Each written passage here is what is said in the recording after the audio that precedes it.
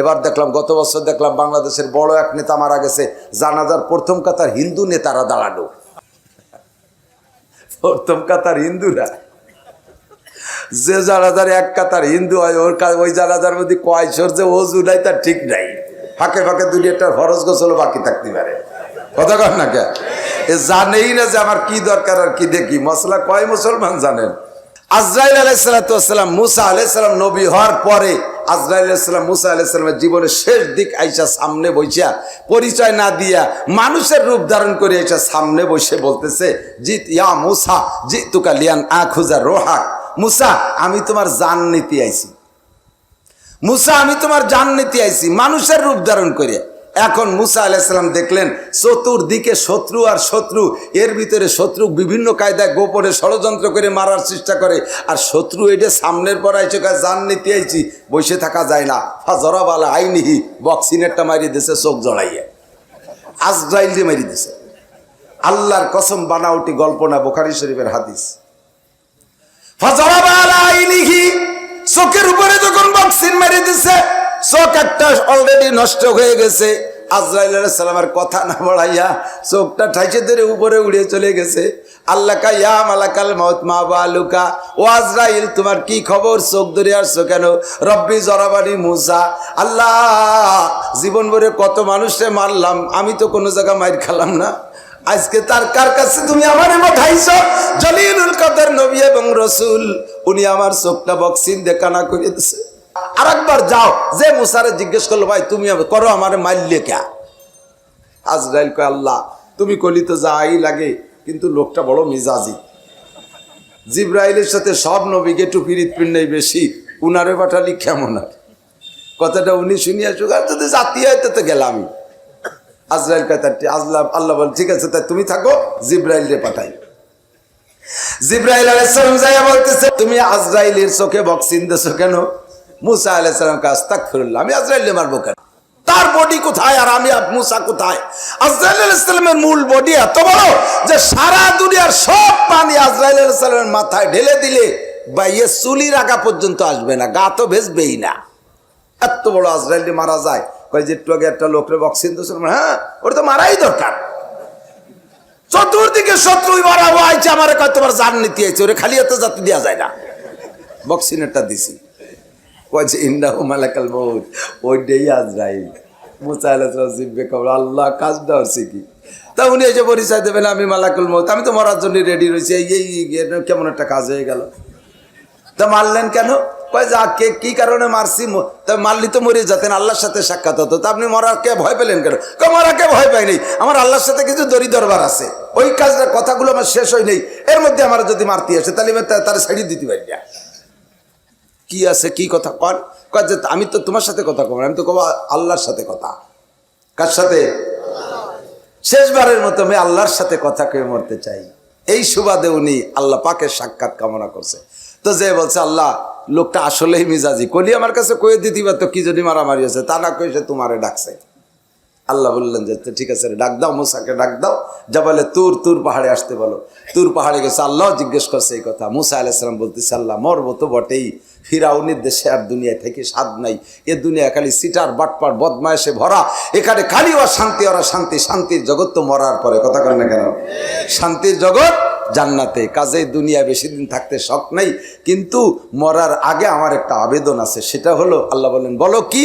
কয় যে আল্লাহ আবেদনটা হলো আমার চোখের সামনে দেখি দুনিয়ার সিস্টেম যেটা, যে চেয়ারম্যানদের যারা ভোট দেয় ওই চেয়ারম্যান হয়ে যাওয়ার পরে সরকারি সুযোগ সুবিধা চেয়ারম্যানের ভোটাররা ভালো পায়, চেয়ারম্যান পরবর্তী বছর পাল্টে গেলে এই চেয়ারম্যানের করে দিয়া ভিজিএফ কার্ডগুলো আগে পরের চেয়ারম্যান কাটি কুটি সাফ সুতরা করে আলাদা উড়িয়ে বেলায় দেয়। আমি বনি ইসরায়েলের মধ্যে আসি বিদায় আজ 40টা বছর তুমি মান্না সালবা আসমান থেকে খাওয়াচ্ছ, আমি মারা যাওয়ার পরে কি আমার উম্মতের জন্য এই ভিজিএফ কার্ড চালু থাকবে, নাকি এবার তুমি আবার কার্ড কাটিয়ে যে বাতিল করে দিবা? আমি একটু জানিয়ে মরতে পারলে একটু ভালো থাকবে আর কি। এরা খাবে কি? আল্লাহ পাক রব্বুল আলামিন মুখেও জবাব দিলেন, বাস্তবেও দেখাই দিলেন। আল্লাহ বললেন ও মুসা এই সবার খাবারের দায়িত্ব তো তোমার না, খাওয়ায় কে? আমি আল্লাহ খাওয়াই। নাহনু নারযুকুকুম ওয়া ইয়াহুম, তোমাদের রিজিক আমি দেই, তাদের রিজিক আমি দেই, পরবর্তী যারা আসবে তাদের রিজিক আমি দেব। রিজিকের জিম্মাদারি তোমার না মুসা, বানাইছি আমি আল্লাহর নাম খালেক, আমি আল্লাহর নাম রাজ্জাক, আমি সৃষ্টি করেছি, আমি খাবো, খাওয়ানোর জিম্মাদারি তোমার না, ওদের নিয়ে তোমার চিন্তা করা লাগবে না। কথা বলেন? এই ভাই, একটা গরু একটা গাভী কিনে নিয়েছেন আপনি, বুড়ো মানুষ, জম্মের বুড়ো, ছেলেরা বাইরে থাকে, বাজারে দুধ খাতে পারেন না, ওর মধ্যে চিংড়ি মাছ পাওয়া যায়, দুধের মধ্যে চিংড়ি মাছ। এই জন্য গাভী একটা কিনবেন, ছেলেরা টাকা দেছে, হাটের থেকে গাই কিনে নিয়ে আইছেন। বুড়ো মানুষ যেই খরার মধ্যে হাঁটাহাঁটি হয়ে গাই চয়েস করে কিনতে কিনতে আপনার প্যালপিটেশন বার হয়ে যাচ্ছে। বাড়ি আইনে মাঝখানে গয়ে যা, আগে তো মলন বলতো, মনে আছে নাকি বলুন? মাঝখানে একটা খুঁটি গাড়, তোরে কি খুঁটি গায়? মেয়ের খুঁটি। এই মেয়ের খুঁটির সাথে গরু বাইন দিয়ে বুড়ো যাইয়া আলগা বারেন্দা খাটের পর টান টান হয়ে শুয়ে গোলো নিচে শুরু হয়ে গেছে। বুড়ি গাই না দেখে বুড়োরে পরিচর্যা করতে, বাড়ি তার কোনো মানুষ নেই। বুড়ো জোরে জোরে নিঃশ্বাস ছাড়তেছে, গাইটা এদিক ওদিক তাকায় দেখতেছে, সার সব সর্বনাশ করছে। কত ভালো ভালো মানুষ কিনতে আসলো, আমার গাড়িতে কপাল বুড়া, আগে কাছে না বেছে এই আইদ মরা বুড়োর কাছে আমারে বেসলো। এ বুড়ো আমারে কি খাওয়াবে? তার নিজের ভাষা নিয়ে আমার বসিয়া, এ কোন কপাল খারাপ আমার, বাড়ি কোনো জায়গা খেড়ের বেলা নাই, আশেপাশে কিছু নাই, গরুটা খরার মধ্যে দাঁড়ায় থাকতে থাকতে পানি বেশ লেগে গেছে। এখন কি গরুটায় কবে যে, কাকা আপনার তো ভাব ভালো না, আমার একটা বালতি দেন, আমি এক বালতি বানিয়ে নিয়ে খাই। কবে কাকা কাকি আমার একটা কাশি দেন, সাইডে ঘাস নিজে কাটিয়ে খাই, কি আর হবো, আপনাকে তো ভাব ভালো দেখতেছি না। কয় কোনোদিন গাইডা খানিক চিন্তরের মোটামুটি একটু মুসকি মুসকি হাঁটতেছে, বুঝছি তুমি মরো আর বাঁচো, আমার খাবার হবেই, কারণ তুমি 2 কেজি সকালবেলা যদি দুধ আমার বানাতে দোয়াতে চাও, তাহলে আমার খাবার দিতেই হবে। আর তুমি আমারে কেনছো নিশ্চয়ই দুধের লোভে, আমারে দুধের লোভে কেনছো, তুমি মারো বাচ্চা আমার খাবার ব্যবস্থা করবে। আয় বুড়ো জাকি মারে কয়, শুয়ে থাকলে আর কপালে দুধ হবে না, তাড়াতাড়ি বস্তা দাও আর কাশি দাও, গেরের বাড়িতে সাইডে কাটিয়ে আনি, আর তুমি তাড়াতাড়ি গাভীরে পানি দাও। ব্যবস্থা বাড়িওয়ালা করে না, গাভী নিজে করে? কতক্ষণ? গাভীর খাবারের ব্যবস্থা গাভী নিজে করে না বাড়িওয়ালা করে? বাড়িওয়ালা করে। সেম কোয়ালিটি আমার আমি বানাই নেই, আমার ছেলে মেয়ে আমি বানাই নেই, দেশে কে? তাহলে আল্লাহ পাক রব্বুল আলামিন আমাকে দিয়ে আল্লাহ কি ঘুমাই থাকবে যে আমার বান্দারা না খেয়ে মারে, যে যাবে পারিস কামাই রেখা আমি দিতে পারবো না? আল্লাহ কয় নাহনু নারযুকুকুম ওয়া ইয়াহুম, তোদের সবার রুজি আমি দেব। পানি দরকার, ভাত দরকার, মাছ দরকার, ফল দরকার, যা কিছু দরকার, আমার নাম রব, আল্লাহর নাম কি? আমার যা কিছু দরকার সবই আল্লাহ দিবে। আল্লাহ পাক মুসা নবীকে ওয়াজ করে শুনাই দেওয়ার পরে প্র্যাকটিক্যালে বুঝানোর জন্য আল্লাহ বললেন, ইয়া মুসা মা তিলকা বিয়ামিনিকা, ইয়া মুসা তোমার হাতে কি মুসা বলো? মুসা আলাইহিস সালাম বলেন, কলা হিয়া আসাই, আল্লাহ এটা তো আমার লাঠি, কি করে এ দিয়া? কয় ওয়া হুসু আলা বি আলা গনামি ওয়ালিয়া ফিহা মাআরিবু উখরা, কলা হিয়া আসাই। তারপরে আমি আমার লাঠি দিয়ে গাছের পাতা পাড়ি, মাঝে মাঝে ছাগল গরু তাড়াই, আর প্রয়োজন হলে এরপর ট্যাগ দিয়ে দাঁড়াই। আল্লাহ কয় ওই লাঠিটার মধ্যে কারামতি আছে। তোমার হাতের লাঠি দিয়ে মাটিতে একটা বাড়ি মারো, দেখবা আল্লাহর কুদরত কে কারে খাওয়ায়। যখন মাটিতে বাড়ি মারছে, মাটি ভাঙ্গে 2 ভাগ হয়ে গেছে, মাটি সরে যাওয়ার পরে পানি বেরিয়ে আসছে। ইয়া মুসা আল আনমা, এখন কি আছে সামনে? আল্লাহ পানি। কয় ইজরিবি আসা কালমা, পানিতে বাড়ি মারো। পানিতে বাড়ি মারছে, পান পালাকা পানি 2 খণ্ডিত হয়ে সরে চলে গেছে। ফাখারাজা হাজার, পানির নিচ থেকে একটা পাথর বেরিয়ে আসছে। আল আনমা ইয়া মুসা, এখন কি দেখতেছো? আল্লাহ হাজার। আল্লাহ এখন তো পাথর দেখি। কয় ইজরিবি আসা কাল হাজার, তোমার হাতের লাঠি দিয়ে পাথরে একটা বাড়ি মারো। পাথরে যখন বাড়ি মারছে, পান পালাকা পাথরটা ভেঙে 2 ভাগ হয়ে 2 টুকরো দুদিক চলে গেছে। ফাখারাজা দুধ, পাথরের পেটের ভিতরতে ছোট্ট একটা পোকা বেরিয়ে আসে। অবিবি হ্যাঁ উসমুনতারি, ওই পাথর ওই পোকাটার মুখে তরু তাজা কাঁচা ঘাস। ভাবছেন কি বললাম? মাটির নিচে পানি, পানির নিচে পাথর, পাথরের গায়ে ছিদ্র নাই, নিশ্চিদ্র পাথরের পেটের মধ্যে ছোট্ট একটা পোকা, আবার তার মুখে দুনিয়ার কাঁচা ঘাস। অর্ধেক খাইছে আর অর্ধেক বাকি আছে, বাকি অর্ধেক খায় আর প্রত্যেক লুকমা গিলে গিলে আল্লাহ পাকের নিয়ামতের শুকর আদায় করে। আরবিতে সে দোয়া করে সুবহানা মান তারানি ওয়া তারিবু মাকানি ওয়া তাসমাউ কালামি ওয়া তারযুকুনি ফি কলবি হাজারি। আল্লাহ সব পবিত্রতা তোমার, প্রশংসা তুমি পাইবা। আমি ছোট্ট পোকা, দুনিয়ার রৌদ্র সইতে পারি না, আমি এসি এয়ার কন্ডিশন ছাড়া থাকতে পারি না, কাজেই তুমি মাটির নিচে পাত পানি, পানির তলে পাথরের মধ্যে এসি ব্যবস্থা কইরা ও জায়গা আমার ব্যবস্থা করেছো। সুবহানা মান তারানি, এবং তুমি আমাকে নিয়মিত দেখো। অতারিবু মাকানি, আমি কোন জায়গা থাকি আমার জায়গা সম্পর্কে জানো। অতারিবু মাকানি ওয়া তাসমাউ কালামি, আমি যা বলি সব তুমি শোনো। অতারযুকুনি ফি কলবি হাজারি, এই পাথরের পেটের মধ্যে থাইকা আমি যেমন খাদ্য পছন্দ করি সেরকম খাবার তুমি দাও। বেশি নরম খাইলে তৃপ্তি পাই না, শক্ত হলে খাতি পারি না, মিষ্টি হলে ডায়াবেটিস হয়, আবার বেশি ভাঞ্চি হলে সুগার কমিয়ে যায়। এই জন্যই পরিমাণ মতো যা দরকার তুমি আমাকে দিচ্ছ। সব প্রশংসা কার? মুসা আলাইহিস সালাম চোখের সামনে এই পোকার ঘটনা দেখিয়া খররা মুসা সয়কা চিৎকার মারি পড়ে গেছে, ও আল্লাহ, এই পোকার জন্য কোন নবী রাসূল দোয়া করে নাই। আমি মুসা তো জানতামই না যে এই জায়গা পোকা আছে, ওরে যেহেতু কোনো নবী রাসূলের দাবি দরখাস্ত ছাড়া খাবার খাওয়াচ্ছ, আমার বনি ইসরাইলকে তুমি না খাওয়াইয়া রাখবা, কাজেই আমার প্রস্তাব বাতিল, আজরাইলে পাঠাই দাও, আমি মরার জন্য রেডি। এবার আল্লাহ পাক রব্বুল আলামিনের পক্ষ থেকে আজরাইল আসছে, আইসে বলতেছে মুসা, আল্লাহ পাক রব্বুল আলামিন আমাকে জান নিতে পাঠাইছিল, আপনি তো সে সময় মরতে চান না, এখন মরতে চাইছেন। আল্লাহ পাক একটা প্রস্তাব দিয়েছে, আপনার কর্মকাণ্ডে আল্লাহ পাক খুশি হয়ে গেছে। সুবহানাল্লাহ। সব নবীদের কর্মকাণ্ডের পর আল্লাহ খুশি না বেজান? আল্লাহ পাক খুশি হয়ে গেছে। মা তাস্তাহি, আপনি কি চান? আল্লাহ পাক প্রস্তাব পাঠাইছে, আপনি এটা চাওয়া চান। মুসা আলাইহিস সালাতু ওয়াস সালাম আল্লাহ পাক রব্বুল আলামিনের এই প্রস্তাবের পরে আবার বলতেছে, আমি আল্লাহর সাথে কথা বলি। বলতেছে, আল্লাহ বলতেছেন মুসা, একবারে চাবা, দুইবার চাইতে পারবা না। একটা চাইয়ে পাইলে পরে হচ্ছে ভালো একটা দেখি আবার তুমি এলোমেলো করবা যে আল্লাহ আগের ডানা পরের ডায়ে, সব হবে না। একবার চাবা, বলো কি চাও। মুসা আলাইহিস সালাম চিন্তার মধ্যে পড়ে গেছে, আল্লাহর কাছে কি চাবো, এসছে ভালো তো থাকতে পারে। খানিক চিনতে টিনতে কয় যে আল্লাহ পরে চাবানি, তুমি একটা কথার জবাব দাও আগে। কয় কও, কি কও? আল্লাহ, আমি যদি তোমার জায়গা হতাম আর তুমি যদি আমার জায়গা হইতে, আমি যদি আল্লাহ হইয়া তুমি মুসা হইতে, আর আমি যদি তুমি মুসারে এই প্রস্তাব দিতাম, তুমি কি চাইতে তাই কও, আমি তাই চাবো। আল্লাহ কয় তোমার সাথে পাইনি উঠা বড় কঠিন, এত চালাক, তুমি এই চালাকি শেখছো কোন যাইতে? আল্লাহ তোমার সাথে কথা কই, আমি তো বলদদের সাথে কথা কই না। আল্লাহ সবচেয়ে চালাক না? ও দোস্ত, আল্লাহ বলেন যত চালাক আছে সব চালাকের সৃষ্টিকর্তা আমি আল্লাহ। কথা বলেন ঠিক? কত চালাকি করবি, সব চালাকের উপরে আমি আল্লাহ। মুসা কয় আল্লাহ, আমি তো সর্বশ্রেষ্ঠ চালাকের সাথে গল্প করি, তাহলে বোকা হওয়ার কোনো প্রশ্নই আসে না। তুমি তাড়াতাড়ি কও, বেলা যাচ্ছে, রাত বাড়ি যাচ্ছে, তাড়াতাড়ি কও। কয় মুসা, আমি যদি মুসা হতাম আর তুমি যদি আল্লাহ হইতে আর আমার কাছে এই প্রস্তাব দিতে, তাহলে আমি তোমার কাছে সুস্থতার সাথে, পূর্ণ সুস্থতার সাথে লম্বা হায়াত চাইতাম।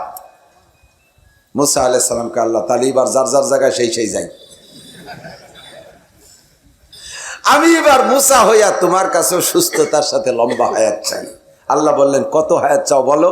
কয় আল্লাহ তুমি কি পরিমাণ দেওয়ার জন্য প্রস্তুত আছো? কয় তোমার গায়ে যত লোম আছে প্রত্যেক এক একটা লোমের বিনিময়ে 100 বছর করে হায়াত দেওয়া হবে, তাতে যতদিন লাগে অতদিন। মুসা আলাইহিস সালাম বলে আল্লাহ তারপরে কি হবে? কয় তারপরেও মরতে হবে, তারপরেও মরণ ছাড়া রেহাই নেই। কুল্লু নাফসিন যায়িকাতুল মাউত, সবাই মরা লাগবে কি লাগবে না? সব মরবে। মুসা কয় আল্লাহ এত লম্বা হায়াতের পরেও যদি অবশেষে মরণই মরতে হয়, তাহলে এই নোংরা দুনিয়ায় অতদিন আমি থাকতে চাই না। আল্লাহ যত তাড়াতাড়ি মরবো বন্ধুর সাথে দেখা হবে। দুনিয়ায় বসে গল্প করেছি, তোমার দেখা কোনোদিন পাই নাই, মরা ছাড়া তোমার সাথে দেখা হবে না। কাজে আবার অত হায়াতের দরকার নাই, আজরাইলকে পাঠিয়ে দাও। মুসা নবী আলাইহিস সালাতু ওয়াস সালাম ওই জামানায় তার সবচাইতে বেয়াদব ছাত্রর নাম হলো ফেরাউন। তারে সোজা করার জন্য আল্লাহ পাক মুসা নবীর মতো উস্তাদ পাঠাইছে। কারুনের মতো বেয়াদব, হামানের মতো বেয়াদব ছাত্রকে সোজা করার জন্য যেমন উস্তাদের দরকার সেই রকম উস্তাদ মুসা, কিতাবও যেমনের দরকার সেই রকম কিতাবের নাম তাওরাত পাঠাইছেন। আস্তে আস্তে আস্তে আস্তে দাউদ নবীর সময় চলে আসতে ছাত্রদের প্রমোশন আরো বাড়ছে। এবার এরা বিশ্ববিদ্যালয়ের ছাত্র হয়ে গেছে। বন্ধুরে, বিশ্ববিদ্যালয়ের ছাত্রদের জন্য কলেজের বই দিলে হবে না, তাদের জন্য জাবুর কিতাব পাঠাইয়া আল্লাহ যোগ্য উস্তাদ দাউদ আলাইহিস সালামকে পাঠাইছেন। ওই কিতাব আস্তে আস্তে আস্তে আস্তে অবশেষে আইসা হযরত ঈসা আলাইহিস সালাতু ওয়াস সালাম পর্যন্ত আসতে ছাত্রদের যোগ্যতা আরো বাইরে গেছে। এবার দাও জবুর কিতাব পড়ে তারা তৃপ্তি পাবে না, আল্লাহ পাক উস্তাদ পাঠাইছে ঈসা আলাইহিস সালামকে, আর কিতাব পাঠাইছে ইনজিল কিতাব। পড়তে তালে থাকো, দেখতে থাকো, গবেষণা করতে থাকো, আমার কিতাব থেকে এলেম নাও। আস্তে আস্তে 570 বছর চলে গেছে ঈসা নবীর পরে। এই জামানায় আইসা এবার ছাত্ররা সাইড নিয়ে লেখাপড়া শুরু করছে। কেউ সায়েন্স পড়ে, কেউ মেডিকেল সায়েন্স পড়ে, কেউ কম্পিউটার সায়েন্স পড়ে। এই সায়েন্স পড়া যোগ্য বিজ্ঞ ছাত্রদের জন্য ঈসা নবীর ইনজিল কিতাবও যথেষ্ট না, এবার ঈসা নবীর মতো নবীও যথেষ্ট না। আল্লাহ পাক এই ছাত্রদের জন্য ছাত্র হলো আবু জাহেল, আবু লাহাব, উতবা, সাইবা, ওলীদ ইবনে মুগীরা, আবু বকর, উমর, উসমান, আলী, তালহা, জুবায়ের, বিলাল, আম্মার, সুহাইব, এইরকম জলিলুল কদর তাজা তাজা তাগড়া ছাত্রদেরকে আল্লাহ পাক কিতাব দিয়েছেন। কুরআন এমন একটা কিতাব যেই কিতাবের পরিবর্তন কোনোদিন লাগবে না, এরপরে আর কোনো কিতাবের দরকার হবে না। ওই কিতাবের মধ্যে কোনো সন্দেহ নাই। উস্তাদ পাঠাইছে বিশ্বনবী মুহাম্মদুর রাসূলুল্লাহ সাল্লাল্লাহু আলাইহি ওয়াসাল্লামকে। আমার নবী বলেন বইস্তু মুআল্লিমা, কিয়ামত পর্যন্ত যত বড় বিজ্ঞানী আসুক, যত বড় শিক্ষাগুরু আসুক না কেন, সব আমার সামনে বসবে, আমাকে একটা অক্ষরও পড়াইতে পারবে না, আমি সকলের উপর দিয়ে উস্তাদগিরি করে কাটাইতে পারবো। আমার নবীর চাইতে বড় যোগ্য মানুষ দুনিয়া আসে না, আর আসবে। নবীকে আল্লাহ পাক বলেন, হে নবী, উম্মতের সামনে উতলু, আমি যে পাঠাইছি, উতলু মা উহিয়া ইলাইকা মিনাল কিতাব। ভাই আমার প্রাণ প্রিয় যুবকরা শোন, ভালো করে শোন, বুড়ো বাবারা কান কাড়া করে, দুনিয়ার বহুত কিছু জানেন। এ মহিলা, আয়েশা খাদিজার কণ্ঠে কেন কোরআন পড়া শিখলি না? মমতাজের কণ্ঠে গান গাওয়া শিখলি, রুনা লাইলার কণ্ঠে গান গাওয়া শিখলি, এ যুবকরা মনির খান আলমগীরের কণ্ঠে গান গাওয়া শিখলি, মেসি আর নাইমার রোজ সুন্নতের পর আমল করে প্যান্ট আর গেঞ্জি আর চুল কাটা শিখলি, সেই কোয়ালিটিতে দাড়ি কাটা শিখলি, সাহাবায়ে কেরামদের কোয়ালিটিতে দাড়ি রাখা কেন শিখলি না? নবীওয়ালা তরজে পোশাক পরা কেন শিখলি না? সাহাবাদের তরজে কেন কোরআন পড়া শিখলি না? আয় একটু আয়, উতলু মা উহিয়া ইলাইকা মিনাল কিতাব। হে নবী, উম্মতের কাছে কোরআন শরীফ তিলাওয়াত করে শোনান। উতলু মানে তিলাওয়াত করো, মা উহিয়া ইলাইকা মিনাল কিতাব, কোরআন শরীফ তিলাওয়াত করে শোনাও। এই কিতাব এমনই কিতাব, তরজমা বোঝা লাগবে না, অর্থ বোঝা লাগবে না। মান করা হারফাম মিন কিতাবিল্লাহ ফালাহু হাসানাতুন ওয়াল হাসানাতু বিআশরি আমসালিহা। আল্লাহর কোরআন এমনই কোরআন যার থেকে একটা হরফ তুমি পড়বা, অর্থ বোঝা লাগবে না, আয়াতের অর্থ বোঝা লাগবে না, একটা হরফ তুমি পড়বা, আল্লাহ তাআলা তোমাকে 10টি নেকি দান করবে। বিশ্বাস হয়? সাথে যদি তরজমা বোঝেন আরো মজা। এই আমি শায়খের বাড়ির দ্বারের একটা সূরা তরজমা করব, কষ্ট হচ্ছে আপনাদের? নামাজের মধ্যে সূরা ফাতিহা পড়েন কি পড়েন না? যেদিন থেকে নামাজ শুরু করছেন সেদিন থেকে পড়েন না? এখন তার পড়তে মনে চায় না? হ্যাঁ, এই একটার কতদিন পড়বো, পাল্টায় পড়া দরকার, তাই নাকি? দুনিয়ায় বহুত গান শুনছি, ছোটবেলা থেকে শুনতে শুনতে, সাদের লাউ বানাইছে মোরে তরকারি, মনে আছে না মুরব্বীরা? এক সময় এই গান ছিল না, ডুগডুগি লুগলুগি কে তো কত দেখাইতো, এই গান শুনতাম। রূপে আমার আগুন জ্বলে, যৌবন ভরা অঙ্গে, প্রেমের সুধা পান করে নাও, আয় রে আমার দিওয়ানা। এ পুরান গান এখন শুনলে মনে হয় লাথিতে চিৎ করে বেলাই দিই, ঠিক না? মমতাজের গান বুকটা ফাটতে যায়, যখন প্রথম গায় তখন হুজুররা হাটে আর কান্ডা ওই দিক রায় কয় ভালো হইতে শোনা যায়। এখন যদি কেউ গায় মনে কয় লাথি দিয়ে তার বুকটা ফাটাই বেলাই দিই। জীবন ভরে সূরা ফাতিহা পড়ি, ইমাম সাহেব পড়ে, আমরা পড়ি, আর আমাদের বিরক্ত লাগে না। যতবার পড়ি ততবার নতুন মজা লাগে। আলহামদুলিল্লাহ রাব্বিল আলামিন আর রহমানির রহিম মালিক ইয়াউমিদ্দিন ইয়াকা না'বুদু ওয়া ইয়াকা নাস্তাঈন ইহদিনাস সিরাতাল মুস্তাকিম সিরাতাল লাযীনা আন'আমতা আলাইহিম গায়রিল মাগদুবি আলাইহিম ওয়ালাদ-দাল্লিন।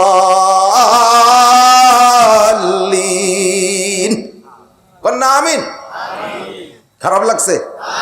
20 পারা কোরআন শরীফ পড়ার নেকি আমিও পাইছি, যারা অন্তর দিয়ে শুনছেন প্রত্যেকের আমলনামায় 20 পারা কোরআন শরীফ পড়ার নেকি লেখা হয়ে গেছে। এমনই মজার কোরআন, পড়ার সময় যদি তর্জমাটা বোঝেন তাহলে মজা লাগবে। এই এদিক তাকান, নামাজ তো সবাই পড়ি, বিশেষ করে আইম্মায়ে মাসাজিদ ইমাম যারা আছেন তারা জেহরি কেরাতে অবশ্যই, আর আমরা সেররি আর জেহরি জোরে পড়ি আর আস্তে পড়ি। সূরা ফাতিহা পড়ার তর শিখে নেন আমার থেকে, বলবো? আমরা গড় গড় গড় গড় করে পড়ে চলে যাই, মাঝে কোনো গ্যাপ দেই না, কিন্তু প্রত্যেকটা আয়াতের পরে আল্লাহ তাআলা এক একটা জবাব দেয়।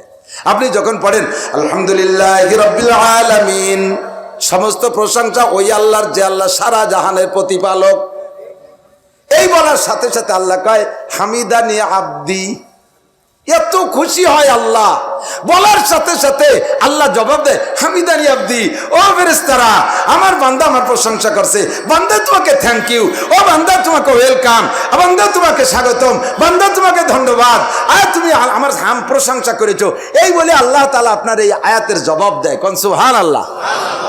আর রহমানির রহিম বলার সাথে সাথে আল্লাহ কয় আতনা আলাইয়া আব্দি, আমার বান্দা আমাকে আবারও প্রশংসা করেছে। মালিক ইয়াউমিদ্দিন, বিচার দিনের মালিক আমার আল্লাহ। বিচার দিনের মালিক কে? বাংলাদেশ হাইকোর্টের বিচারপতি, সুপ্রিম কোর্টের বিচারপতি, ভারতের হাইকোর্টের বিচারপতি, আমেরিকার বিচারপতি। বিচার দিনের মালিক কে?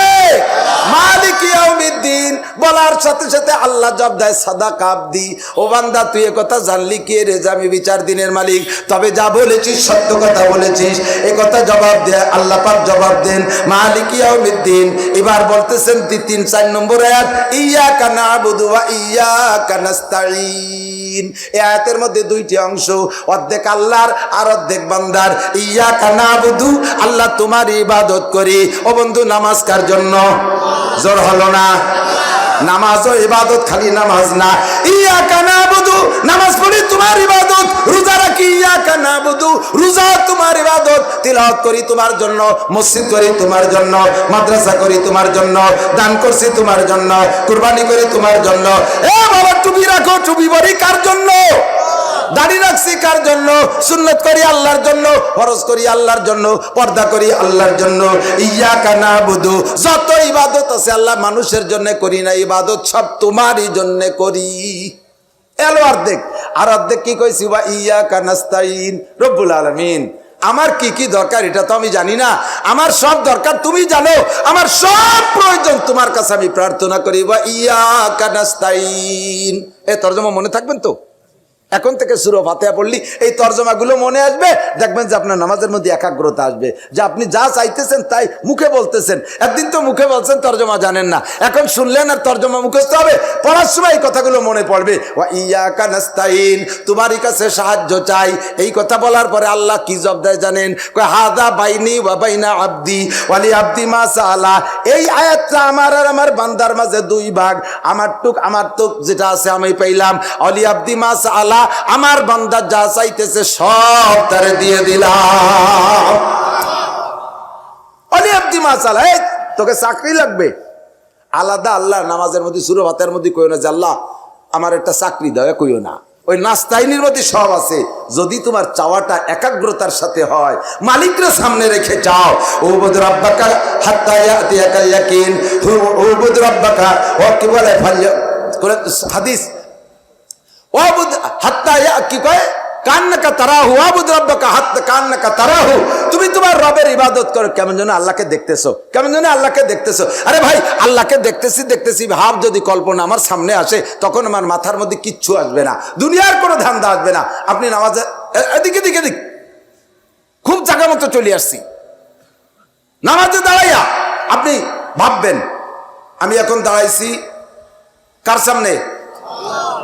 ডাইনে জান্নাত, পিছর বামে জাহান্নাম, দাঁড়িয়ে আছি পুলসিরাতের উপরে, নড়াচড়া করে কায়দা আছে। পিছনে আজরাইল। আমি তাহলে এই অবস্থায় উঠতেছি, আসসালাতু মেরাজুল মুমিনিন ভাবতে ভাবতে আপনি মনের কল্পনা নিয়ে একেবারে 7 আসমান পার হইয়া, বাইতুল মামুর পার হইয়া, আপনার জায়নামাজ সহ সিদরাতুল মুনতাহা পার হইয়া আপনি চলে গেছেন আরশে আজিমে। আল্লাহ পাক তার চেয়ারে বসা আছে, আপনি আল্লাহর চেয়ারের সামনে দাঁড়াইয়া আল্লাহ নূরানি চেহারা দেখতেছেন, আল্লাহ নূরানি চেয়ার দেখতেছেন। আর ওইভাবে কল্পনার ভিতর দিয়া আলহামদুলিল্লাহি রাব্বিল আলামিন আর রহমানির রহিম মালিক ইয়াউমিদ্দিন ইয়্যাকা না'বুদু ওয়া ইয়্যাকা নাস্তাঈন। ও আল্লাহ, ইবাদত করতে তোমার সামনে আরশে আজিমে আমি চলে আসি, ইবাদত তোমারই করি, সাহায্য তোমারই কাছে চাই, সাহায্য তোমারই কাছে চাই। আল্লাহকে কি সাহায্য চাও? কয় জীবনে যা দরকার সব দিবা, বিশেষ করে তোমার কাছে একটা জিনিস চাই, ইহদিনাস সিরাতাল মুস্তাকিম, আমার সিরাতে মুস্তাকিম দাও। আল্লাহ, বাংলাদেশ ভরে গেছে হাজারো হাজার রাস্তা, আমি তো রাস্তা খুঁজে পাচ্ছি না। আমলিগ, বিএনপি, জামাত, জাতীয় পার্টি, আটরশি, চন্দ্রপাড়া, মানিকগঞ্জ, সুরেশ্বর, বজেশ্বর, ইনায়তপুর, বাহাদুরপুর, শরীয়তপুর, মাদারীপুর, ফরিদপুর, তবলিগ, সরমুনাই, এতাহাতি, ওয়াজাহাতি, তারপরে হিজবুত তাওহীদ, কাদিয়ানি, আহলে হাদিস, কি আর বলতো বুঝে উঠতে পারতেছি না। আল্লাহ, আমি চলে আসছি আরশে আজিমে, তুমি আমার সামনে, আমি এই জায়গাতে ভালো একটা ফতোয়া না দেওয়া দিলাম, জাতি পারতেছি না। ইহদিনাস সিরাতাল মুস্তাকিম, সঠিক পথ আমাকে দেখাও। আল্লাহ কয় সঠিক পথ তোর কি দূরে একটা জানা আছে? কোন ধরনের সঠিক পথ? কয় যে আল্লাহ সিরাতাল্লাযীনা আনআমতা আলাইহিম, যেই পথে চলার কারণে একদল মানুষকে তুমি পুরস্কৃত করেছো, সাহাবায়ে কেরাম, নবী রাসূল, আমারে সেই রাস্তায় চালাও। তবে আল্লাহ, তোমার কুদরতি কদমে আমি সিজদা দিয়ে বলে যাব, আমার এক রাস্তা দুইটা রাস্তায় বসে চালাইও, তোমার পায়ে ধরি আল্লাহ, তোমার কুদরতি পায়ে পড়ে আমি সিজদা দেব একটু পরেই আল্লাহ, আমি তোমার পায়ে পড়ে বলি গায়রিল মাগদুবি আলাইহিম ওয়ালা দাল্লিন, অভিশপ্ত জাতি, পথভ্রষ্ট জাতি, এদের পথে আমারে চালাইও না। অভিশপ্ত জাতি ইহুদি আর পথভ্রষ্ট জাতি নাসারা, অভিশপ্ত জাতি ইহুদি, পথভ্রষ্ট জাতি নাসারা। এই ইহুদিরা, বনি ইসরাইলরা খোদার গজবে অভিশপ্ত। মুসা আলাইহিস সালামের উপস্থিতিতে আয়াতে 9 বলে 9টা গজব ওদের উপরে আসে, 9টা গজব আল্লাহ পাকের রব্বুল আলামিনের পক্ষ থেকে গজব একের পর এক আছে। আর ওরা অভিযোগ করে সব মুসা আলাইহিস সালাম, লাস্টে যাইয়া ওদের মাথার উপরে পাহাড় একটা উঠাই দিছে, পাহাড় একটা উঠাই দিছে। এই পাহাড়টা বড় কারামতি পাহাড়, বসা জনেরও মাথায় ঠায়, দাঁড়ানো জনেরও মাথায় ঠায়, ছোট ডারও মাথা সমান, বড় ডার মাথা সমান, এত বড় পাহাড় মাথার উপরে। মানে বিয়াদবি করছে বিদায় আল্লাহ পাক পাহাড় মাথার উপরে উঠে দিছে। এখন ওই তলে থাইয়ে মুসা আলাইহিস সালামের কাছে কান্দে, মুসা তাড়াতাড়ি পাহাড় সরাও, তুমি যা কবা সব শুনবো। মুসা আলাইহিস সালামকে আল্লাহ, এবার বাপ ভালো, তুমি পাহাড়টা সরাই দাও, মনে হয় ঠিক হয়ে যাবে। পাহাড় সরাই দিছে আল্লাহ মুসা আলাইহিস সালামের দোয়ায়। আবার যেই সেই সে বেড়াকেলারা খাতা নিয়ে বেড়াকে যাচ্ছে, গ্রামীণ ব্যাংকালারা গ্রামীণ যাচ্ছে, কলেজে ল্যাংটা হয়ে চলে যাচ্ছে, যত উল্টো পাল্টা আগে করতো ফিরে আবার তাই শুরু করছে। এবার মুসা আলাইহিস সালাম কয়, এই তোরা দিয়ে একটু আগে কি করলি, তা কাজটা করতেছিস কি? অত বড় পাহাড় মাথার পর থাকলে স্বীকার না করি পারা যায়? আর তুমি যা কয় এই কি মানা সম্ভব?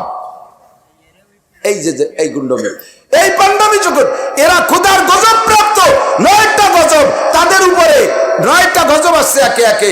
এই মাগদুবি আলাইহিম, আল্লাহ ইহুদিদের দলভুক্ত করো না, ওয়ালা দাল্লিন, নাসারারা পথভ্রষ্ট, তারা হযরত ঈসা আলাইহিস সালামকে আল্লাহর ছেলে বলে, মারিয়ামকে আল্লাহর স্ত্রী বলে। নাসারা কারা? আপনারা জানেন না, গলামে কিন্তু সবাই মিলে একটা মনে করেন, সব মিলে মনে হয় খ্রিস্টান, আসলে সব মিলে খ্রিস্টান না। খ্রিস্টান হলো ঈসা আলাইহিস সালামের উম্মতরা, খ্রিস্টান ঈসা আলাইহিস সালামের উম্মতরা, আর মুসা আলাইহিস সালামের উম্মতদের নাম হলো ইহুদি। সারা বিশ্বে 800 কোটি মানুষের ভিতরে মাত্র 1.5 কোটি ইহুদি, মাত্র 1.5 কোটি ইহুদি, তাদের বসবাস স্থান মাত্র একটা দেশ ইসরায়েল। আর আমেরিকা, ইউরোপ কান্ট্রি যা আছে, পশ্চিমে যা আছে, সব নাসারা, সব নাসারা। এই নাসারারা কিন্তু খ্রিস্টান, আর ইহুদিরা এই বনি ইসরাইলীরা। আল্লাহ ওকে যে কি বুদ্ধি দিয়েছে, ওকে বুদ্ধি দিয়ে সারা দুনিয়ার সমস্ত কাফেরদেরকে মুঠির মধ্যে করে রাখে। নাসারা ওরা, খ্রিস্টান ইহুদি ওরা, আর এই পাশে রাশিয়ার থেকে নিয়ে রাশিয়া, চীন সহ জাপান পর্যন্ত এই পাশে সব বেশিরভাগ 90% এরা হলো বুদ্ধ। আর মধ্যপ্রাচ্যে এরা মুসলমান আর আমরা মুসলমান, আর এ পাশে মালয়েশিয়া বেশিরভাগ মুসলমান। তো এই মিলে আর ভারতের ভিতরে হিন্দু, শ্রীলঙ্কা মালদ্বীপে আছে হিন্দু। তো এই ইহুদিরা মাগদুবি আলাইহিম আর দাল্লিন হলো নাসারারা। আমি আল্লাহ পাকের সামনে দাঁড়াইয়া রব্বুল আলামিনের কাছে দোয়া করে আসছি, আল্লাহ আমি ইহুদি নাসারাদের দলভুক্ত হতে চাই না, আমাকে সঠিক রাস্তা দেখাও। এইভাবে যদি নামাজের মধ্যে কোরআন শরীফ পড়েন। এবার যখন বলছেন ওই যে প্রথম আয়াত মাঝের আয়াত পড়ছেন 5 নম্বর আয়াত, এই ইয়াকা না'বুদু ওয়া ইয়াকা নাস্তাইন, ওই সময় আল্লাহ জবাব দিয়েছে হাজা বাইনি ওয়া বাইনা আবদি ওয়ালি আবদি মা সাআলা, এটা আমার আর আমার বান্দার মাঝে 2 ভাগ, আমার বান্দা যেটা চাইছে তারে সেটা দিয়ে দিলাম। এরপরে পড়ছেন ইহদিনাস সিরাতাল মুস্তাকিম, এবারও আল্লাহ কয় ওয়ালি আবদি মা সাআলা সিরাতাল্লাযীনা আন'আমতা আলাইহিম, এবার কয় ওয়ালি আবদি মা সাআলা গায়রিল মাগদুবি আলাইহিম ওয়ালাদ-দাল্লিন, এবার আল্লাহ কয় ওয়ালি আবদি মা সাআলা, এই ওয়ালাদ-দাল্লিন কয়ে ছেড়ে দিলেন। নবী পাক বলেন ইযা ক্বাল আল ইমামু গায়রিল মাগদুবি আলাইহিম ওয়ালাদ-দাল্লিন ফাকুলু আমিন, তোমরা সবাই বলবা আমিন। ইমামের ওয়ালাদ-দাল্লিন যদি কানে শোনো, তোমরা দাল্লিন বলার পরে আমিনটা বলবা, তোমরা সবাই আমিন বলবা। তবে এই আমিন জোরে বলা লাগবে না, এই আমিন বলতে হবে আস্তে। কেন আস্তে বলবেন? আল্লাহ নবী আরেকটা হাদিসের মধ্যে বলেন মান ওয়াফাকা তামিনুহু তামিনাল মালাইকা গুফিরা লাহু মা তাকাদ্দামা মিন যামবিহি, যেই ব্যক্তির আমিন ফেরেশতাদের আমিন, এই ভালো করে শুনতে হবে, যেই ব্যক্তির আমিন ফেরেশতাদের আমিনের সাথে মিলে যায়, আল্লাহ তাআলা তার আগের গুনাহ সব মাফ করে দেয়। সুবহানাল্লাহ, বুঝছেন এই কথা? তাহলে আমার আমিন যদি ফেরেশতার আমিনের সাথে মিলাইতে পারি, সব গুনাহ মাফ। আমার আমিন ফেরেশতার আমিনের সাথে মিলানোর জন্য 2টা দিক। কয় দিক? একটা হলো টাইমে মিল, ফেরেশতারাও যখন আমিন বলে আমি তখন বলবো। আর একটা হলো কণ্ঠের মিল, শব্দের মিল, ফেরেশতারা যে শব্দে বলে আমি সেই শব্দে বলবো, তাহলে হুবহু মিল হলো। বুঝছেন না কথা? ইমাম যখন ওয়ালাদ-দাল্লিন বলে ছেড়ে দেয়, ফেরেশতারা ওই সময় আমিন বলে, আমরাও সেই সময় আমিন বলি, তাহলে টাইমের মিল হলো, অর্ধেক গুনাহ মাফ। এবার কণ্ঠের মিল, ফেরেশতারা কি আমিন জোরে বলে না আস্তে বলে? জোরে বললি তো জীবনে একবার হলেও শুনতাম। ফেরেশতারা যেহেতু সাউন্ড ছাড়া বলে, আমিও যদি সাউন্ড ছাড়া বলি, আওয়াজ ছাড়া বলি, তাহলে মিলে গেল ফেরেশতাদের সাথে 2 দিক দিয়ে, সময়ও মিললো আওয়াজও মিললো, সব গুনাহ মাফ। এদিকে ফেরেশতাদের সাথে টাইমে মিলাইছি, ওদিকে শব্দে মিলেই নেই। ফেরেশতারা কইছে আস্তে, আর আমি বললাম আমিন। ফেরেশতারা কয় তোর অর্ধেক মিলছে, অর্ধেক মিলে নেই, তোর অর্ধেক গুনাহ থাক, ঠিক যেতে পারে, কোয়া যায় না। আমিন বলবেন আস্তে, কথা কি মনে আছে? তো দোস্ত উতলু মা উহিয়া ইলাইকা মিনাল কিতাব, ইমাম সাহেবরা নিচে আছে বিদায় একটারে কয় আলহামদুলিল্লাহ রাব্বিল আলামিন রহমানির রহিম মাগদুবি হঠাৎ দাল্লিন, একে নিচেতে হঠাৎ দাল্লিন, মাঝে কি বলছে শোনা যায় না। বিশেষ করে তারাবির নামাজ, তারাবির নামাজে তো আলহামদু শোনা যায় আর ওয়ালাদ-দাল্লিন শোনা যায়, মাঝে একটু বোঝাই যায় না। এই স্যার রেল গতিতে চলে। আল্লাহ যে আপনার আয়াতের পর জবাব দেবে, আল্লাহরে সুযোগ দেবেন না, ভাগ দেবেন না। প্রত্যেক আয়াতের পরে থেমে থেমে পড়া, আস্তে পড়লেও আওয়াজ ছাড়া পড়লে এরকম থেমে থেমে পড়বেন। আমরা পাবলিকরাও পড়বো উতলু মা উহিয়া ইলাইকা মিনাল কিতাব। এরপরে আল্লাহ বলে ওয়া আকিমিস সালাহ, তিলাওয়াত করো কিতাব আর নামাজ কায়েম করো। জোরে বলেন কি কায়েম? নড়বে না, কি কায়েম? আজকে ফিলিস্তিনিদের জন্য দোয়া হবে, গাজাওয়ালাদের জন্য দোয়া হবে। লাস্টে আমরা সূরা ইখলাস আর ফাতিহা খতম এবং দোয়া ইউনুস পড়ে দোয়া করব। আজকে বিকেলবেলা খবর আসছে ইসরায়েলের পাক্কা সিদ্ধান্ত, যত সমরাস্ত্র আছে 3 লক্ষ সেনাবাহিনী মোতায়েন করছে গাজার বর্ডারে। 72 ঘন্টার ভিতরে গাজাকে মাটির সাথে মিশিয়ে দেবে, ধুলোর সাথে মিশিয়ে দেবে, কোনো ঘর বাড়ি মানুষজন কিচ্ছু রাখবে না। এই প্ল্যানে ইসরায়েল নামছে, আরামসে বসে রয়েছেন দোস্ত। কমপক্ষে এই জায়গা শেষে একটু তাদের জন্য মোনাজাত করে যাওয়া যাবে না? যাবে না ইনশাআল্লাহ? যুবক নরিষ্টা ভাই, অল্পক্ষণের মধ্যে দোয়া করে দেবো ইনশাআল্লাহ। গাজার মুসলমানদেরকে আল্লাহ বিজয় দান করে, বলেন আমিন। আল্লাহ হামাসের মুসলমানদেরকে বিজয় দান করো। লেবাননের মুসলমান হিজবুল্লাহকে আল্লাহ জয়ী করে দাও।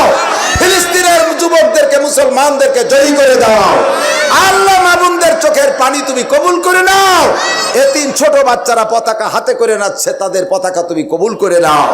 তোমার দ্বিতীয় কাবা বাইতুল মুকাদ্দাসকে আজকে রাতারাত তুমি বিজয়িত স্বাধীন করে দাও। দোয়া করে যাবেন ইনশাআল্লাহ। আকিমিস সালাহ, নামাজ কবুল হয় কি বলে, দোয়া কবুল হওয়ার জন্য 1 নম্বর ফরজ হলো, 1 নম্বর শর্ত হলো 5 ওয়াক্ত ফরজ নামাজ।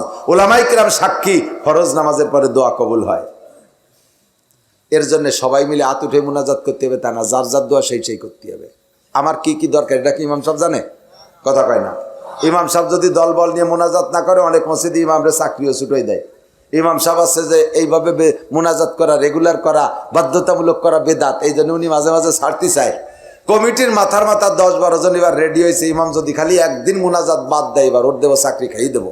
ইমাম সাহেব কয় ঠিক আছে, মোনাজাত যদি করতে হয় তাহলে ইসরায়েলের জন্য হুজুররা যেরকম দোয়া করতেছে ওইরকম মোনাজাত করে ছেড়ে দেবো। আরবিতে দোয়া করে আল্লাহুম্মা খুজ আদাই, আল্লাহুম্মা খুজ আদাই। ইমাম সাহেব দোয়া করতেছে, মোনাজাত করতে হবে তো। সবাই কয় আল্লাহুম্মা আমিন, আল্লাহুম্মা জালজিল আকদামাহুম, সবাইকে আল্লাহুম্মা আমিন, আল্লাহুম্মা শাত্তিত সামলাহুম, আল্লাহুম্মা আমিন। কি কয় জানেন? ইমাম সাহেব কয় আল্লাহ যে কয়টা আমার চাকরি ছুটোতে লাগছে ওই কয়টারে ধরো, সেই কয়টাই কয় আল্লাহুম্মা আমিন। কাজে ইমামরে ওই দায়িত্ব দেওয়ার দরকার নাই। আমার পক্ষে করছে না বিপক্ষে করছে তা আল্লাহ জানে। আমার মোনাজাত আমি করবো, কথা কন। আর যে মোনাজাত আমরা বাংলায় কই বুঝি, আজকে আমরা ফিলিস্তিনিদের জন্য করবো ইনশাআল্লাহ। আমার মোনাজাত আমি করবো। আকিমিস সালাত, 5 ওয়াক্ত নামাজ পড়ো, তারাফাইন নাহার ওয়াজুলাফাম মিনাল লাইল, দিনের কিছু অংশ রাতের কিছু অংশ। জীবন ভরে নামাজ পড়ে দোয়া করলে দোয়া কবুল হয়, কিন্তু নামাজও পড়ি দোয়াও করি কবুল হয় না কেন? বহুতবার উলামায়ে কিরামের কাছ থেকে শুনেছেন, বলতে গেলে আমার 10 ঘন্টা 20 ঘন্টা সময় লাগবে, এত কিছু লাগবে 2 রাকাত নামাজ পড়তে।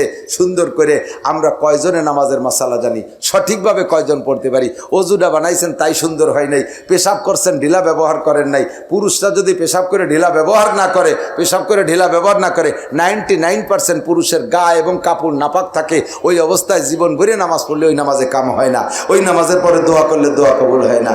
নামাজের ফরজ জানেন না, ওয়াজিব জানেন না, সুন্নত জানেন না, সব মিলাইয়া আমাদের ছোট্ট ছোট্ট বাচ্চারা দেখে নুরানিতে পড়ে, তারা নামাজের 60টি মাসআলা কি সুন্দর এখানে প্রদর্শনী হয়, নামাজের 60টি মাসালা। একটুক বাচ্চা জানাজার ইমামতি করতেছে, নামাজ জানাজার সব কিছু জানে। একটা জানাজার এলান হইলে তো সবাই লাইন ধরে দাঁড়ায়, আর বড় বড় নেতা হলে তো জানাজা লোক আরও বেশি হয়। পাকিস্তানের মুফতি তকি উসমানী, পাকিস্তানের চিফ জাস্টিস বর্তমানে, উনি বিজ্ঞানী পর্যায়ের একজন বড় আলেম।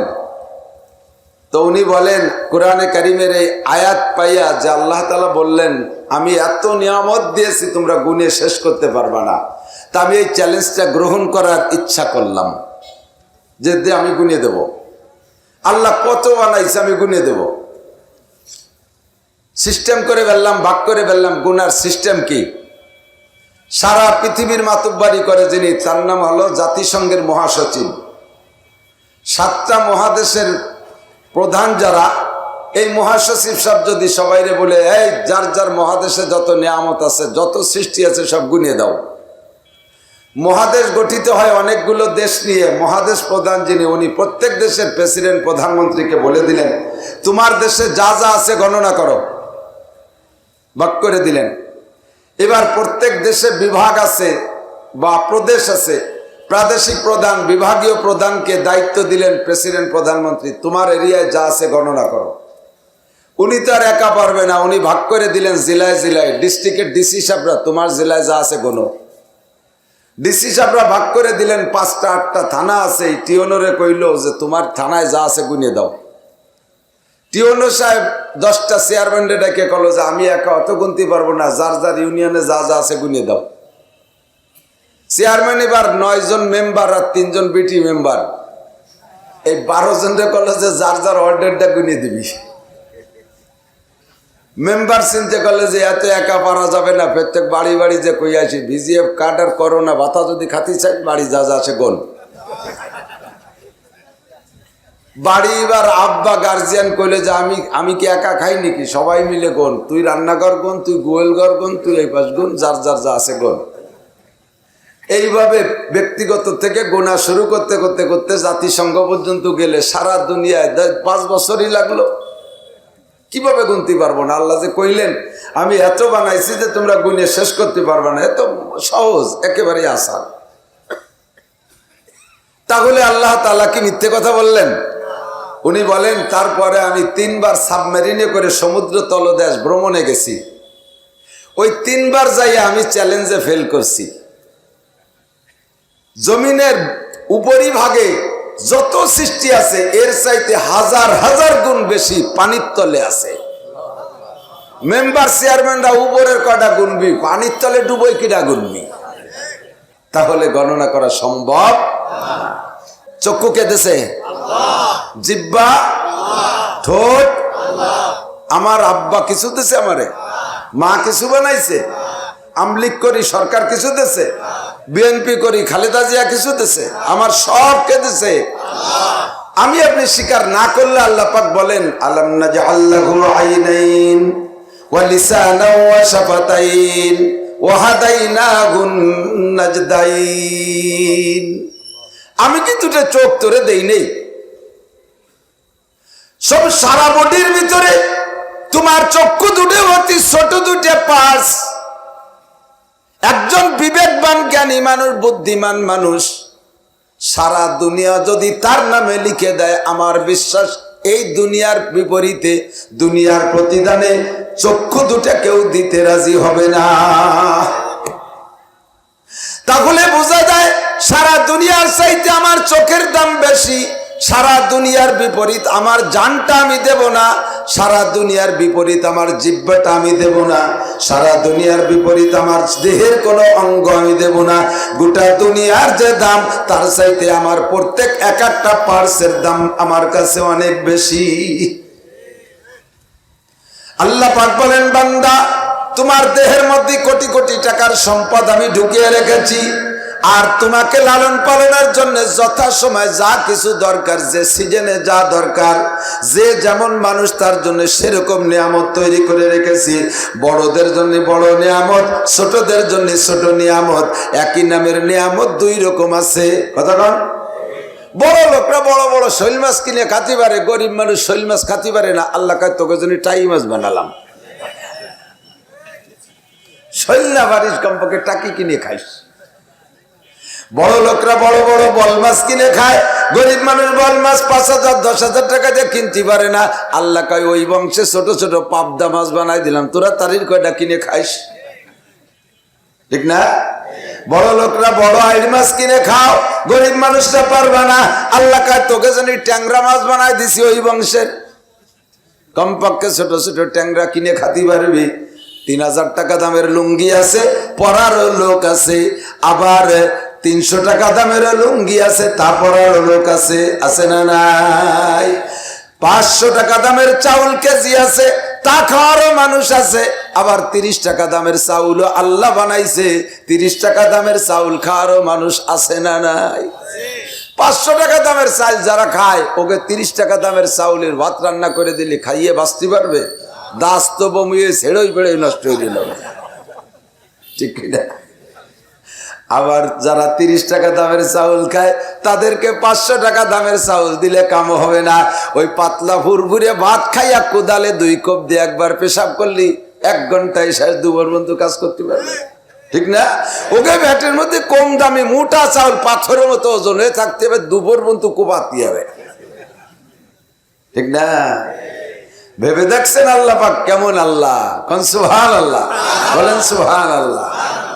সারা দেশ থেকে দুঃখ আর আফসোস আর আর্তনাদের কান্না আসতেছে, সাথে সাথে যে যেমন মানুষ তার প্রশ্ন তেমন, আর প্রশ্নটাও করবে যে যেমন মানুষ তার কাছে। আমাদের কাছে ধর্মীয় প্রশ্নগুলো করে, আমাদের কাছে তার ডাক্তারি প্রশ্ন করেন। আমরা যত বড় বিজ্ঞযোগ্য হই না কেন, আমরা এই জায়গা আছি। ঠিক না? আমি যদি মাইকিং করে দেই, হুজুর মাওলানা তরিক সাহেব একটু মাইকিং করে দেন, আমি রাত্রি ওয়াজের পরে থাকবো, কাল সকাল 8টা থেকে 10টা পর্যন্ত চক্ষু অপারেশন করব।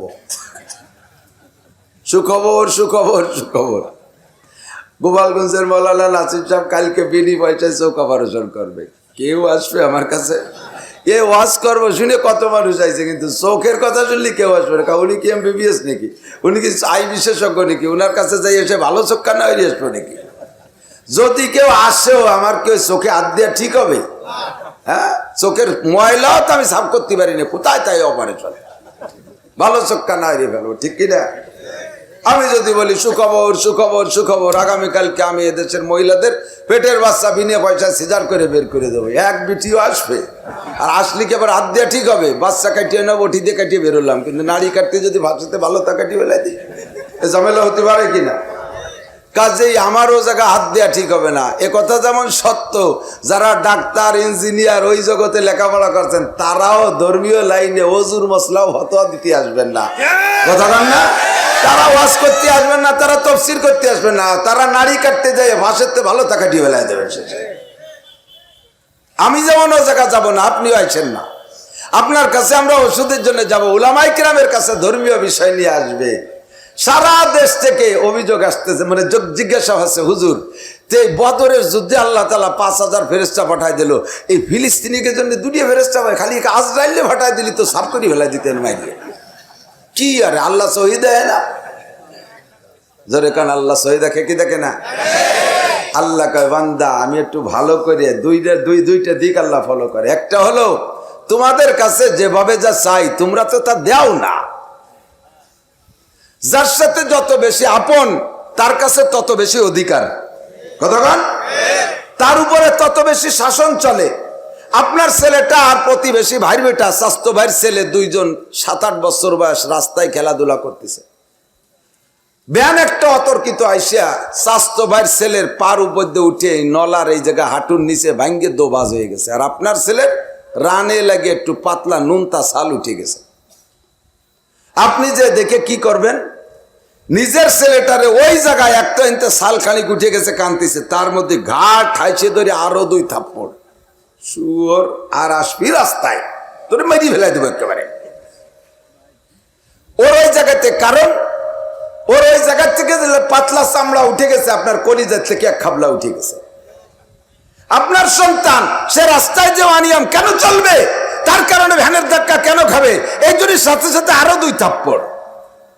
আর ভাই বেটা স্বাস্থ্য ভাইয়ের ছেলে ঠ্যাং ভেঙে গেছে, তার জন্য কি এ কামাল তো সালে ঠ্যাং ভেঙে গেছে, তাড়াতাড়ি দিয়ে যা, ধরিয়ে নিয়ে যা, এইটুক শেষ, এবং তুই শেষ।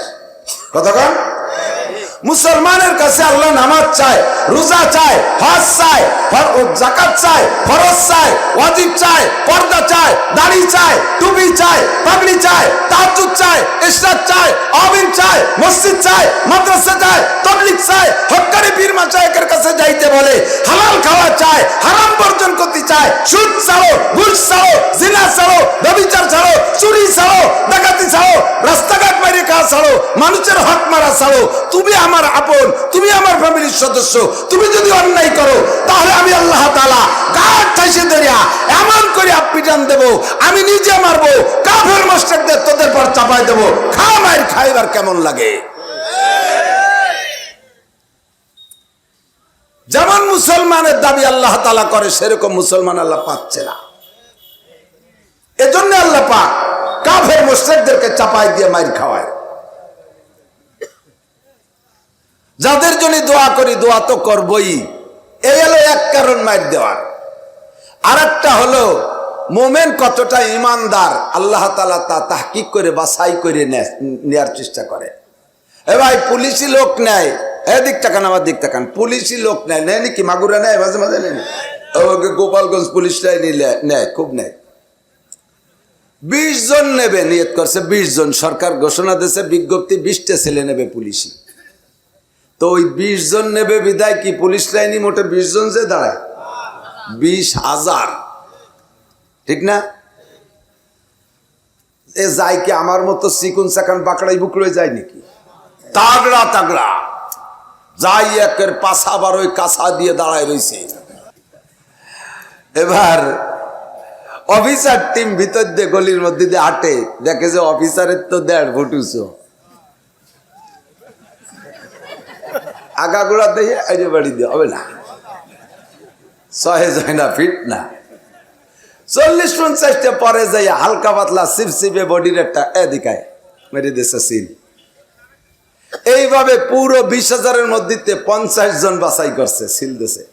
এই 50টা বাহ্যিক ভাবে অতটা ফিট না, তার সাথে ফিটের মোটা মোটা তা বাদ পড়ে গেছে।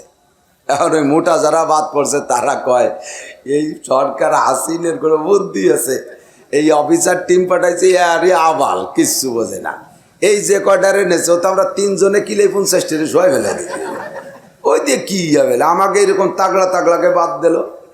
এ যদি অফিসার শোনে কি কবে, কয় যে আমি যদি তোর মতো দামড়া হতাম তাহলে তোকে কয় দামড়ারে সিল দিতাম। তোরা চাকরির আগেই পেট নিয়ে নড়তে পারতিস না, গায়ে 3.5 মণ ওজন। চাকরিতে যায় ট্রেনিংয়ের পরে খাইয়ে দে তো শীতে শুয়ে থাকবি, পুলিশ আসামি ধরতে গেলে আসামিতে তোকে ধরে জবাই দেবে। এই জন্যই তোকে নিলাম না।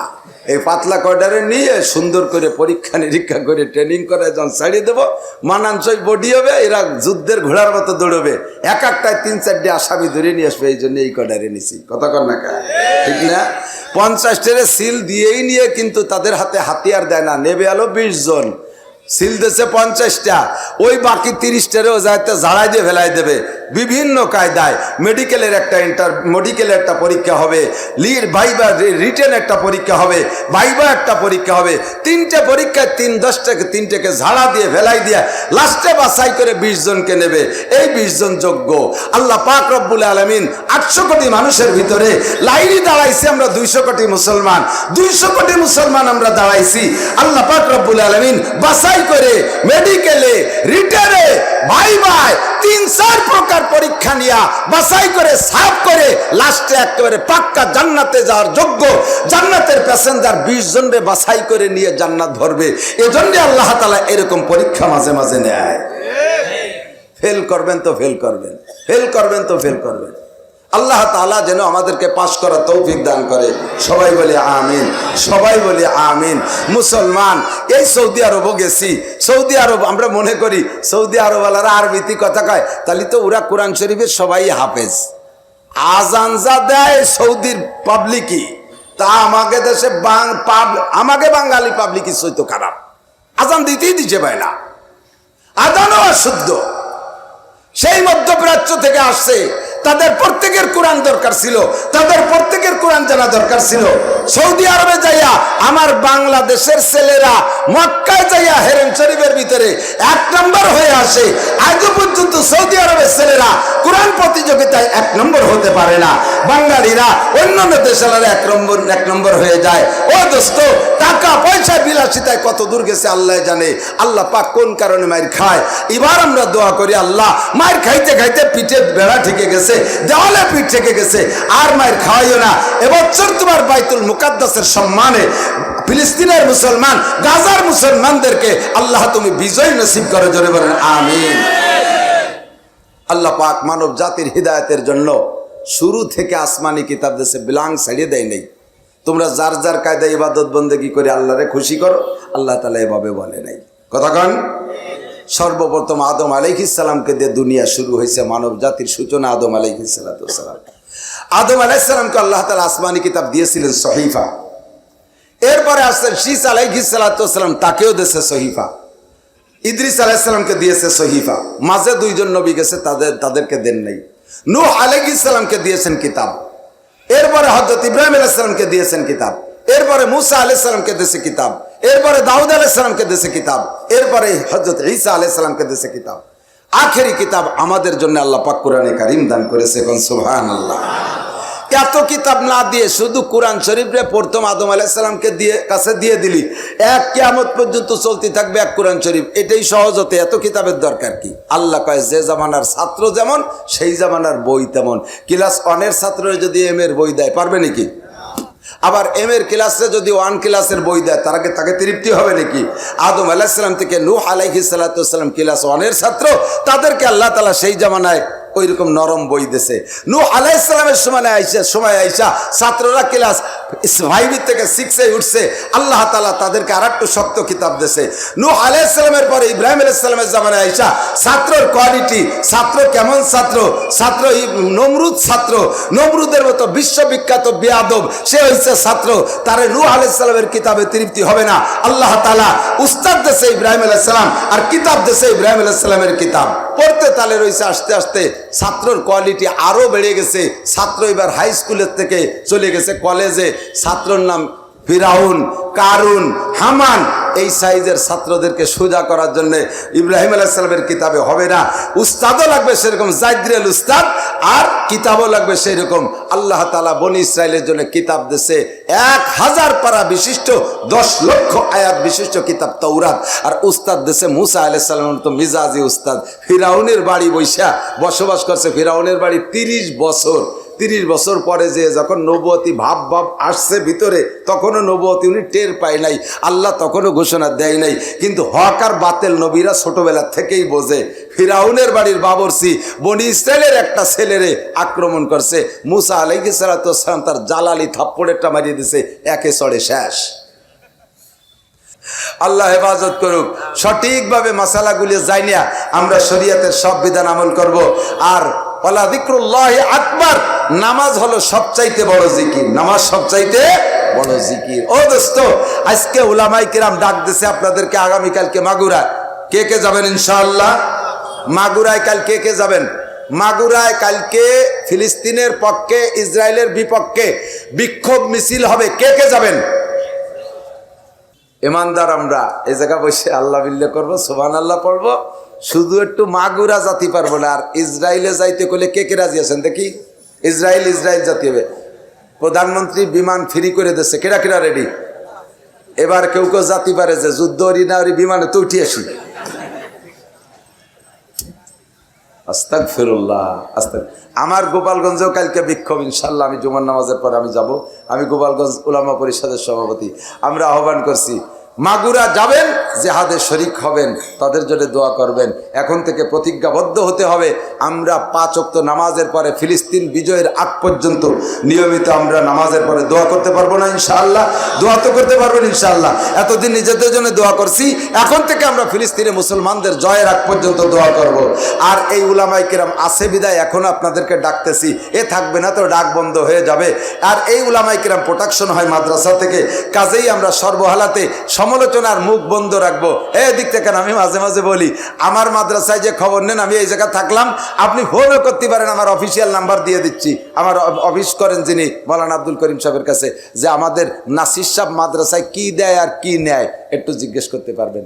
আমি 2019 সালের থেকে আমার মাদ্রাসার প্রিন্সিপাল, আমার বেতন 30,000 টাকা, 30 পয়সা আজও নিতে পারি নেই। আর 19 সালের থেকে এই পর্যন্ত প্রায় 50 লক্ষ টাকা আমি মাদ্রাসায় দিছি।